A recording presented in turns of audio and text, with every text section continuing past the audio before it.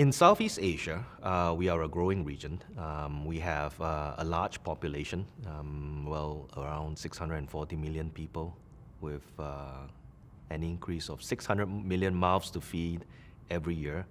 The fundamentals are very strong on the consumer side, and because of that, there is a big demand for imports of agricultural products. In fact, Southeast Asia is one of the largest importing regions for ag products out of the US. In terms of consumption, because many of the economies in Southeast Asia is still largely considered as emerging economies, consumption of animal protein is still relatively low when you compare that to the developing nations. So in the upside potential, I would say, is tremendous for for the consumption of animal protein. And because of that, there is a always increasing need for what I would say feed ingredients where you would bring in to use to produce animal feed rations. And that's the business we're in. I mean, soybeans and soybean meal is growing in terms of imports into Southeast Asia. We have, in terms of the share of the U.S. whole soybean market in Southeast Asia, that is, we have almost 60% share of all the soybeans that's coming into Southeast Asia. For soybean meal, we still have a lot of upside potential that we're working on. In terms of U.S. soybean meal, we have almost an 18% share of the total demand in the region. And most of this, for both soybeans and soybean meal, most of these products go into the production of feed. We do have a food sector where the whole beans and in some cases a little bit of the meal is brought in as ingredients, but for Southeast Asia, largely it's for us, it's the feed market that we're supplying into. In the feed market in Southeast Asia, because we're really looking at a range of economies, very different market conditions. For us, we look after the major economies in Thailand, Vietnam, Philippines, Indonesia, Malaysia. We do have our sights on Myanmar, Cambodia, and Laos, not as much, but we're certainly keeping our eyes in those economies, which is growing right now. Their demands are very different. For instance, if I could bring this conversation and in relation to the exports of U.S. Soy into each market. In the Philippines is our largest market. In fact, it's the largest market outside North America for U.S. soybean meal. And the perception for U.S. soybean meal by this market, by the Philippine end users and importers, is that the U.S. meal is of a higher value. The quality is good, it's consistent. They are able to appreciate the amino acid profile of U.S. soybean meal, and when it equates to meal from other destination, it's definitely the better option when you look at it from a cost perspective. Yes, U.S. meal is more expensive when you compare that with other originations, but they are, as I said, they are able to they understand the value and how the value in the end translates into better profit in terms of animal performance, better animal performance, which results in better profit margins when the livestock goes into the market. So that's the situation for the Philippines. However, in other markets where price is paramount in their consideration, what happens is, they look for the cheaper option, and they don't pay as much attention to the the intrinsic values of the meal that they're buying, the amino acids, the energy that's in the meal, which is a mistake, because at the end, you may be getting a cheaper meal, but if your animals is not able to get the full value, the full nutrient value of the meal, and their growth cycle is not, the performance of the animal is not as good as customers who use US soybean meal.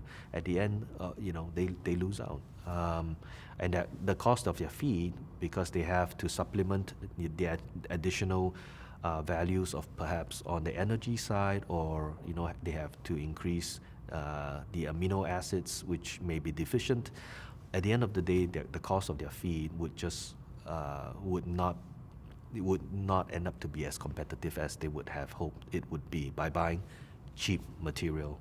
So we do have some markets that's like that, but I would say in the other markets that I've mentioned, US soybean meal is definitely gaining ground, very much from the perspective, as I mentioned, in the condition that I've mentioned in the Philippines, where the customers are starting to realize that they get better value using US soybean meal, that their animals perform better after consuming rations that use US soybean meal. And the cost of their feed is also competitive, because if they use US soybean meal, they don't have to spend money on additional ingredients. They don't need to bump up as much energy as they would need to. They don't need to increase as much of the other amino acids as they need to, because US soybean meal has a good complement of both amino acids and energy. Sustainability in our region is still growing. It's still a notion that is developing among many of the countries in Southeast Asia. Of course, the West, sustainability in the West is very developed. Sustainability is very much a consumer-driven notion, a consumer-driven requirement, I would almost say. And in our part of the world, while the companies are aware of sustainability, and many of the companies, they do have corporate social responsibility programs which have some form of sustainability programs incorporated in the CSR. By and large, I would say that the identifying sustainability is still very much a work in progress in our part of the world. USSEC has been in Southeast Asia for a very long time. Of course, we went through a transition to where we are today as the US Soybean Export Council, but the US grower, the US soy family, has been serving Southeast Asia, the region, for a very long time. And if I might just make a point that the regional office in Singapore started in 1979. So there has been a very long and dedicated, committed investment by our US soy growers in the region for decades. And so we have largely been focusing on the major economies in Southeast Asia. And as I mentioned, that would include Indonesia, Thailand, Philippines, Vietnam, Malaysia. Essentially, these 5 major economies constitute over 90% of the region's GDP, and that's the reason why we are focusing on these major economies. The industry, the feed and livestock industry growth is the highest in these countries, and so much of our time and effort and the investments that we receive, the funding that we receive from the United Soybean Board, the American Soybeans Association, our QSSBs, have all been focused and dedicated on these growth economies to get the maximum return. And the work that USSEC does is broadly divided into 2 major areas. We do trade servicing and we do technical servicing. Trade servicing, I would say, is helping our buyers make informed decisions. It's very important to have informed buyers so that they know whether they are buying from the US or whether they're buying from other originations, that they're getting the best deal.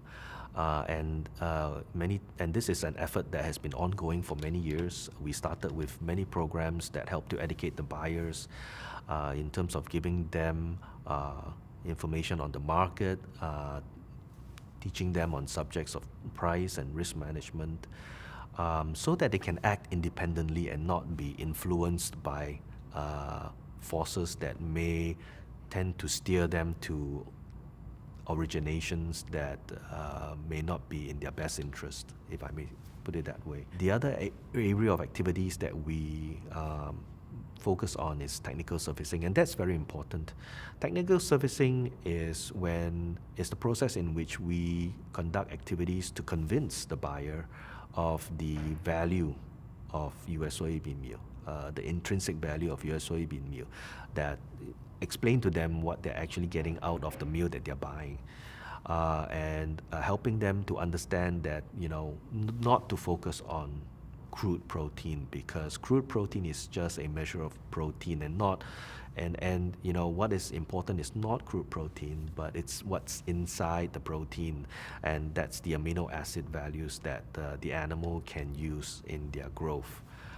So through a number of courses, workshops, and technical activities, we help to educate the consumer, and that's where we made comparisons between U.S. soybean meal and soybean meal from other origination to help to show them, with the studies that we've conducted, that when you compare the values of the meal between different originations, U.S. and other nations, that U.S. meal is still a higher value option when you're considering when you're considering soybean meal for your animal ration. And it's through these efforts that once they are convinced that U.S. soybean meal is the better option, that actually that's when we will again step in and kind of connect them through the supply chain, where we would help to introduce them to suppliers that will be able to offer them U.S. soybean meal to complete the marketing process. Relationships in our region is very important. We have offices in Southeast Asia other than the Singapore office, which started in '79, that has been in existence since the mid-1990s. And so we have our office in Thailand, we have our office in Vietnam, we have our office in the Philippines, and we have an office in Indonesia. And these are the major markets that we operate in. And because of the long periods that we have been servicing the market, we have a very deep and wide connection with each of these industries. And it helps us tremendously, because it's through these industries that we are able to get a good appreciation of the dynamics that is affecting the market, that we're able to get good insights into where the market is heading. And that helps us to formulate plans and strategies on how we can better achieve the objectives for the U.S. soy family, whether it's developing the market, whether it's increasing capacity, or whether it's building value for U.S. soy. Every market is at a little bit of a different stage, because and our strategies are not the same for every market. And so it's just very important. Through these relationships that we have and the network that we have with the industry on the ground, with our customers, it helps us to gather very important intelligence when we are formulating our strategy for basically moving the interests of the U.S. soy family ahead. All in all, we have 41 participants in the team. The customers that we've brought to the Global Trade Exchange, many of them are looking for sources of supply for the feed ingredients they're buying into their markets. This is just a huge event for them. In fact, we've been doing this for a number of years now. We started way back, I think in the mid-2000. And this is an event that is a very important part of our curriculum in terms of our marketing curriculum. Many of our customers, some new, some have made repeated trips down here. They see the value coming down and meeting the customers face to face, and that's extremely important. And the value that they get out of this event is, number one, they get good market information. And number two, I think it's very important for our customers to meet the U.S. soybean farmers, the growers. They are here for some of them are here for an extended trip. Other than the Global Trade Exchange, they visit with our growers on their farms, they visit facilities, they visit suppliers. But going back to the point, meeting with our growers is very important. We need to be able to put a persona and identify that persona with the product. Because the product that we're looking at, soybean meal, is a commodity. And we want to decommoditize the image of U.S. soy because we see it very different. We consider the value to be much higher than the products coming from other countries. And the best way for us to sort of bring that message across on the value of U.S. soy, both the intrinsic and extrinsic value of U.S. soy, is to put a face or put faces to the product, to put the face of the grower to the product, to put the face of the supplier to the product, so that our customers don't identify the product as just any other product that they can get down the supply chain pipeline. But they know that they're buying a product from the farms in the US, and they've met with the growers, they know the commitment behind the growers, they know the priorities, they know the principle of the growers, and so that all these values translate very, very well for the image of US soy. And in the same token, as I said, when we market US soy, we share both the intrinsic and extrinsic value. The extrinsic value, other than our growers, is also the suppliers out of the US. And being able to meet in an event like the Global Trade Exchange, or in any other event, just coming down to the US and visiting, when they meet up with the suppliers, similarly, they get to connect face to face with somebody who's selling US soy, and the experience of an actual handshake cannot be replaced. Southeast Asia is going to continue to be one of the growth engines for the global economy. We have a very strong set of economies in Southeast Asia that has nowhere near reached its peak. Many of our economies are still considered emerging economies. Populations are growing all the time, and we are collectively a very big economy that is not just providing the needs within our own economy, but we are constantly expanding our economic reach to other regions like China, when we sell to China and we sell to other parts of the world. It's very exciting because, number one, Southeast Asia is a growth region. Collectively, we have one of the largest economies in the world. When compared with, I think, other regions, our GDP is still very strong. It's sort of right now, the estimation is between, on average for the region as a whole, is anywhere between 4.5% to 5.5%, which is a lot better than other parts of the world. And because of that, international trade is very vibrant in Southeast Asia. We rely quite heavily on international trade because many of the countries in Southeast Asia is deficient in agricultural products, a range of agricultural products that they don't grow. And in order to be able to sustain their feed and livestock industry and also their food industries, they have to import a lot of ingredients from other nations. And so as our region grow, we will see that scope of international trade continue to increase. The US soy advantage is, for us, when we share this message with our customer, it's really focused on two areas. It's on the intrinsic value of US soy and soybean and soy products, and the extrinsic benefits of US soybean and soy products.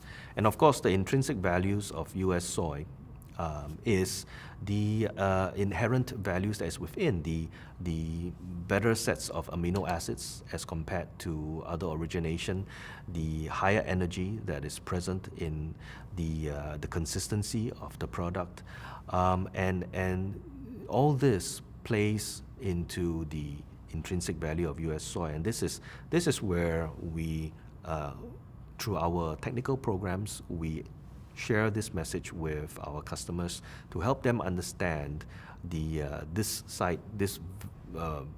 value message to our customers. The other area that constitutes as the U.S. soy advantage message is, of course, the extrinsic value, the extrinsic benefits of U.S. soy. And the extrinsic benefits of U.S. soy essentially is the strong logistic that the U.S. has in terms of better delivery systems, more predictable delivery systems, more on-time delivery systems, and as well as the contractual relationships with suppliers in the U.S., which is considered to be reliable and considered to be fair and so on. So both these areas play very well in terms of making up the U.S. soy advantage message. The international trade missions that USSEC organizes is a very important component of our program. Being able to bring them to the U.S. to experience the production systems, the logistics systems is critical. We sell the U.S. soy advantage message to our customers, but nothing beats having them here to see for themselves the high level of commitment that our producers have, the sustainability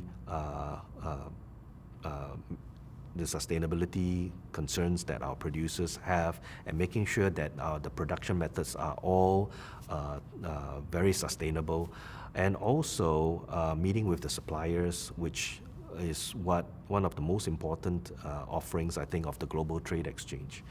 Having them come face to face with members of the supply chain, from the producer to the supplier, is I think is an experience that many of our team members, whom we have invited from across the region. We have teams coming from Indonesia, Malaysia, Thailand, Vietnam, Philippines, Myanmar, Cambodia, Laos, all of them, for them to come and be able to experience this firsthand. I think it's so invaluable in terms of playing a part in showing them the soy advantage, U.S. soy advantage. And I think also the interaction that they have, direct interaction that they have with our growers, is very important. I think, as I mentioned, our growers play a very important part in terms of putting a face to the product, which no other origination does.